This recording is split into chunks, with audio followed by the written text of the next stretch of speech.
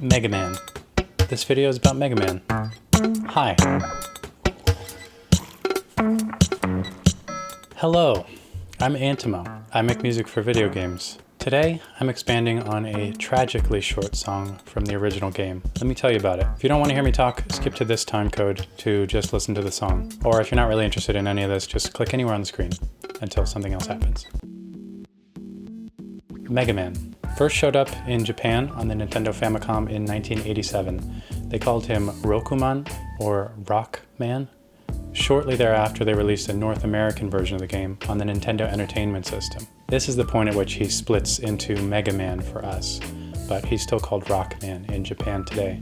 Since then, he's appeared in over 130 games, including 10 games from the original series, which continue to be made as recently as 2018, plus various spin-offs, crossovers, licensed games, and ports on every major platform and console, including coin-operated arcade machines, pinball machines, even a slot machine.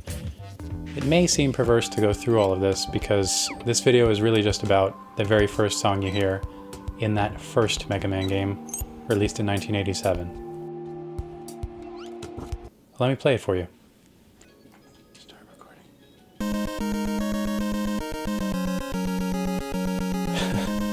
This is it. It's a 4-second loop, basically. If you're a kid in 1987 and you boot up this game, heck, if you're me today, you hear this song, you hear a promise of adventure, of decisions, of consequences, a promise of meganess. Or, if you're in Japan, I suppose, a promise of rockness. But this is the only time, and basically the only game, that you hear it. As soon as you load a level, it changes. Except for this level, Elecman, which sounds sort of similar, but it's different.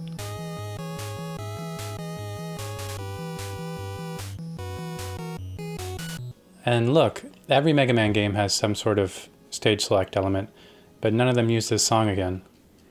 Not Mega Man 2, not Mega Man 3, not Mega Man 4, not Mega Man 5. Do you get it? No stage select song, or really any piece of music from any of these games, survives beyond the game itself. So, I decided that I wanted to make a full song out of those 4 perfect seconds from that original stage select song.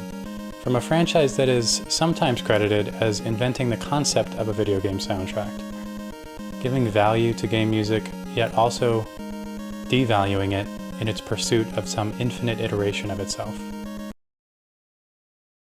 The original piece of music was written by Manami Matsume, who wrote all the music for that first game, but then never wrote for a full Mega Man game again. She's contributed only a handful of songs to later games. Since that first game's release, people have claimed the song sounds really similar to existing rock songs, specifically All the Right Friends by R.E.M., which was released a year before the game, and Faithfully by Journey, released 4 years before the game. I'm not going to play those for you now. I think you can sort it out yourself if you're interested, but they do sound crazy similar, especially the Journey one. But they sound more like Elecman than stage select. So it's not quite the full version of stage select that I wish existed. After looking at all that, I wondered if Capcom had ever changed the song in modern remakes of the game. Essentially, I wanted to know what it looks like for them to iterate on their own material.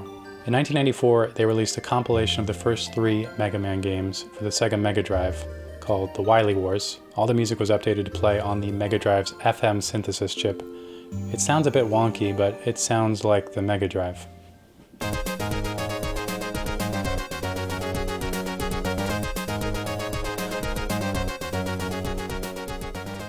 Because the hardware itself is generating the sound, it doesn't work like playing an MP3.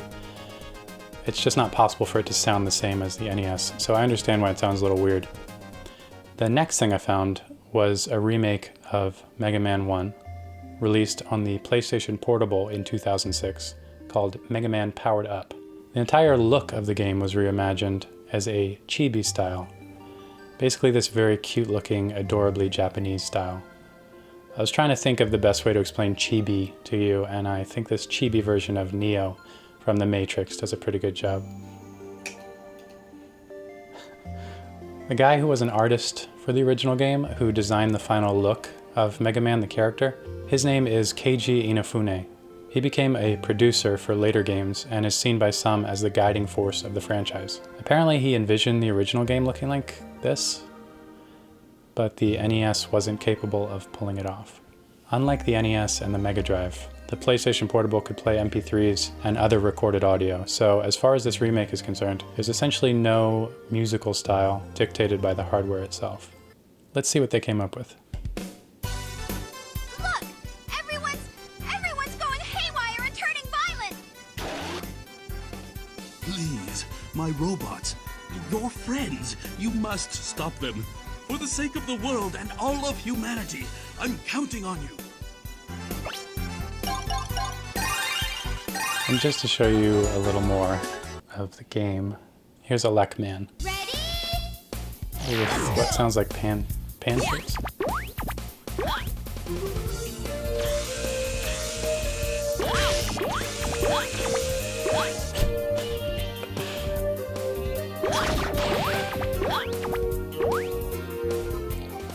I guess you could say it's similar to the Link's Awakening remake from last year, music aside. You know, they kind of cutified it. The original series has since been brought to modern consoles. These releases have felt more archival in their approach, with visuals and music that emulate the original hardware. The very first video I showed you was running on my Xbox. After weirding myself out with these remakes, I wanted to know if anyone else had ever remixed or rewritten Stage Select. So I went on SoundCloud and found Jamie, who releases music under the name Kamiya. I found this demo he made 3 years ago. Okay, I'm editing this video right now, and I realized that there's 2 songs from Jamie that I wanted to play you.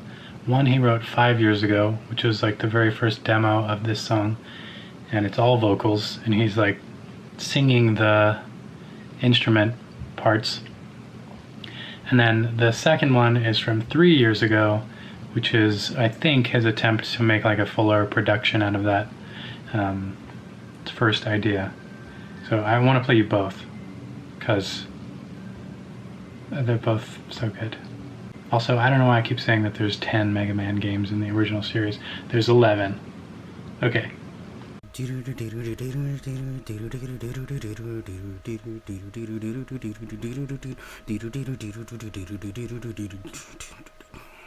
So this must be fate, the gears of destiny are turning.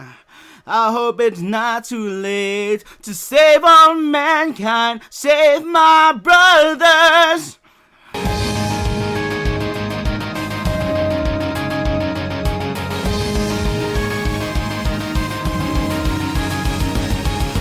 So this must be fate, the gears of destiny are turning. I hope it's not too late to save all mankind, save my brothers. The recording is rough for sure, but I think we can forgive that. There's this crazy energy in it.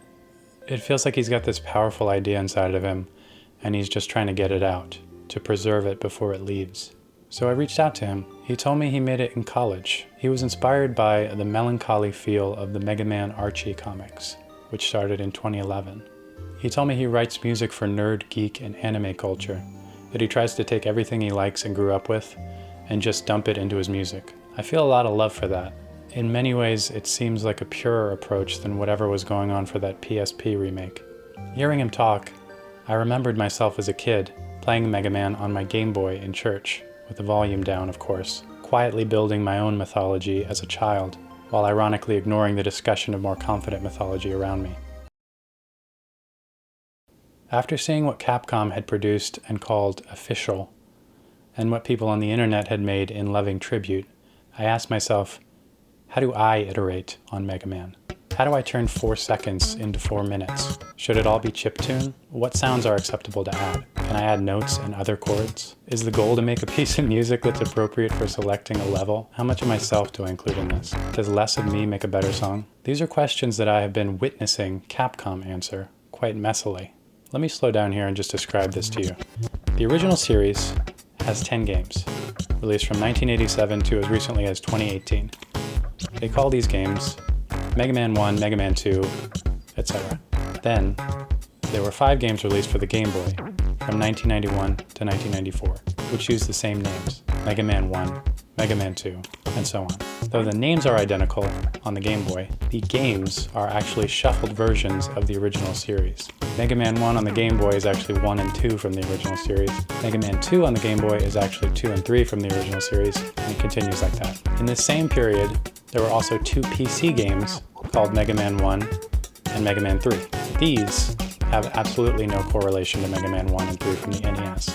Instead, they use a random collection of different levels and bosses from the original series, with the names changed. Also, they never released a second PC game, they just skipped from 1 to 3. Capcom constantly adds fanciful words to titles, like calling the PSP game Powered Up instead of Chibi Remake. They've made several spin-off series, but keep making the original series too. Some take place in alternate timelines or 100 years in the future. Series like Mega Man X, Mega Man Battle Network, Mega Man Zero, Mega Man ZX, Mega Man Star Force.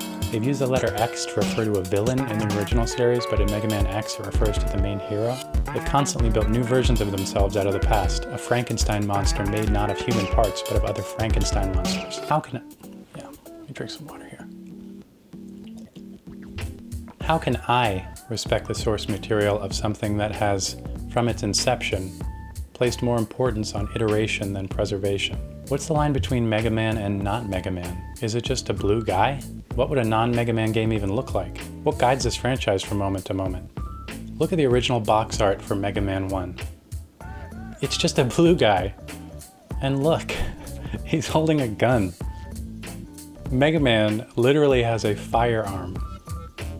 Not a firearm, sir. That joke works really well written down. I don't know if it's gonna translate to audio, but it's funny, trust me. Okay, look, here's the box art for Mega Man 2. It's another blue guy holding a gun. This is Mega Man? Is this also Mega Man? The thing is, Mega Man's essence necessitates this messiness.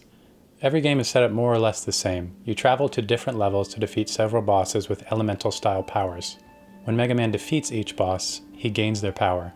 These boss powers become his most interesting moves, and give him rock, paper, scissors style advantages over the other bosses. Every game has a new collection of bosses, each with a new power, each with a new song. It's a system which, in order to grow into a franchise, must become increasingly complicated, increasingly boss-driven, and thus increasingly less about its central character.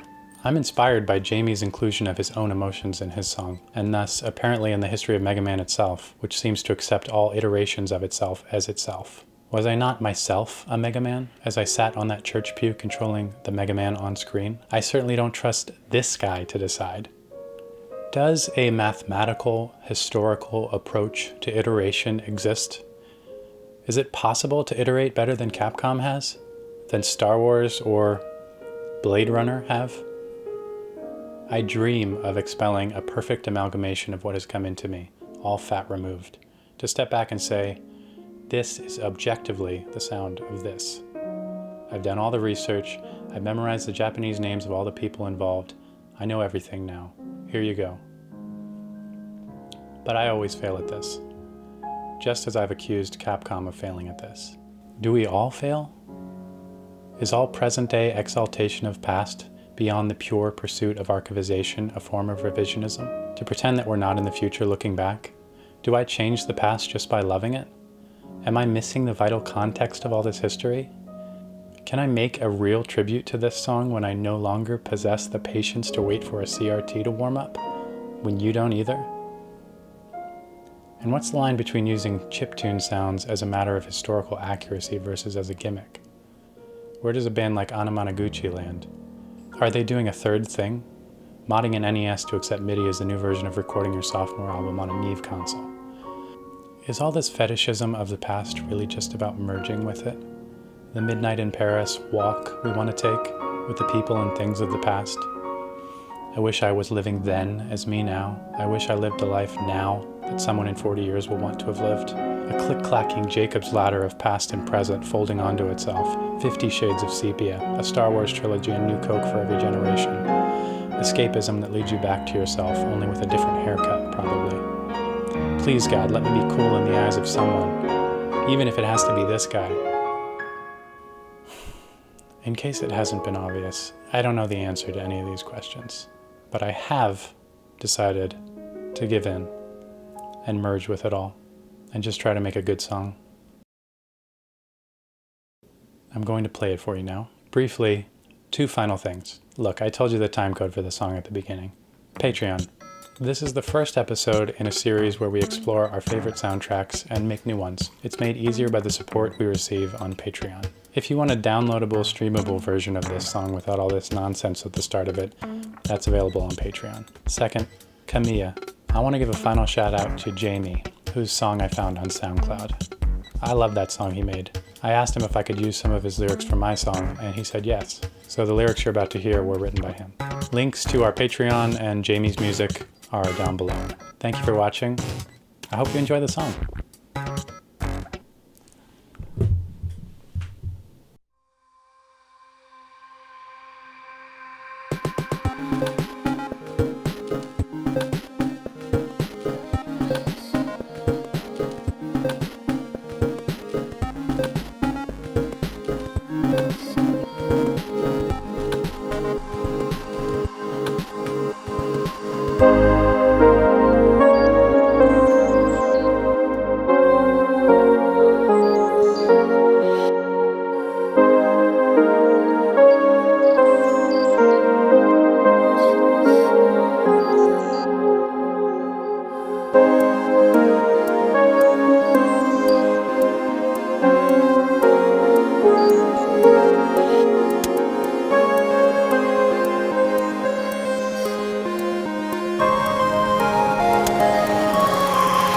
So this must be fate. The gears of destiny are turning. I hope it's not too late to save my brother.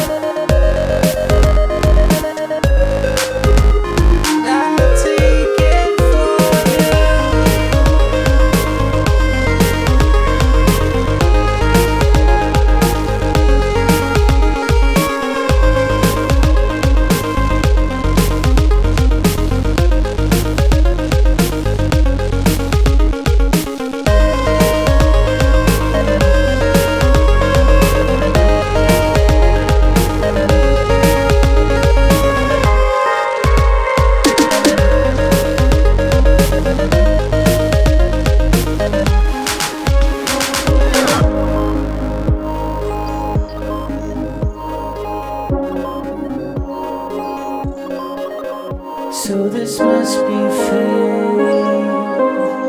The gears of destiny are turning. I hope it's not too late to save my brother.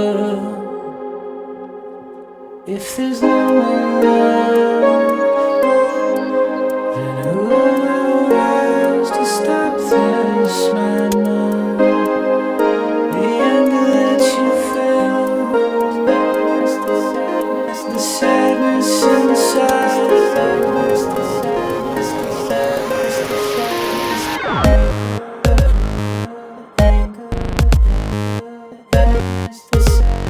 sadness,